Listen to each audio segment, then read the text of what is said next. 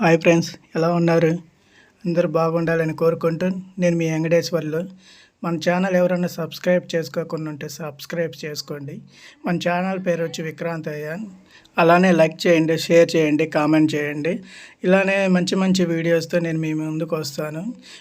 మీరిచ్చే ఎంకరేజ్మెంట్ని బట్టి నాకు ఇంకా ఇంట్రెస్ట్గా ఉంటుంది. అందుకే మీరు ఇతరులకి ఇంకా మన ఛానల్ని ప్రమోట్ చేయండి. నిన్న మా ఊరి చెరువులో చేపలు పడుతున్నారు. మా అమ్మని అడిగాను, అమ్మ చేపలు తెచ్చానా అని. మా అమ్మ తీసుకొని రా బాబు అన్నది. నేను వెళ్ళి 2 చేపలు తీసుకొని వచ్చాను.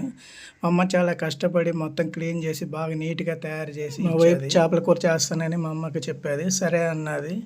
మా వైఫ్ అనేది ఎలా చేస్తున్నదో ఒకసారి ప్రాసెస్ అనేది చూడండి. మీ ఇంట్లో మీరు ఎలా చేస్తారో దానికి దీనికి ఎలా చేంజెస్ ఉన్నాయో గమనించండి. కర్రీ అయితే మాత్రం చాలా బాగా వచ్చిందండి. లాస్ట్ దాకా చూడండి, వీడియో చాలా బాగా ఉంది. లైక్ చేయండి. ఈలోపు మొక్కలన్నిటికీ కారం, ఉప్పు, పసుపు అన్నీ దట్టించి పెట్టేది. ఈలోపు పులుసు తయారైనాక పొయ్యి మీద పెట్టి పులుసు రెడీ చేసేది. దాంట్లోకి సరిపడినంత వరకు కారము, పసుపు, సాల్ట్ అంతా వేసేది.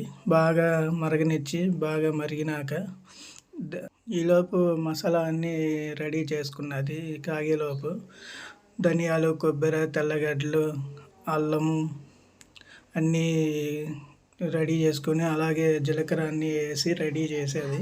మా వైఫ్ ఎలా చేస్తుంది అనుకొని నేను ఫస్ట్ టెన్షన్ పడ్డాను. కుదరదా, బాగా వస్తుందా రాదా అనుకున్నాను. కానీ చాలా చాలా బాగా కుదిరిందండి. చేపల కూర అయితే మాత్రం చాలా టేస్టీగా ఉన్నదండి. చూడండి, మీరే చూడండి ఎంత స్పైసీగా, ఎంత బాగున్నది, ఎంత కలర్ఫుల్గా. మీకు ఎలా అనిపించిందో కామెంట్ చేయండి. ఎలా ఉందో షేర్ చేయండి అందరు.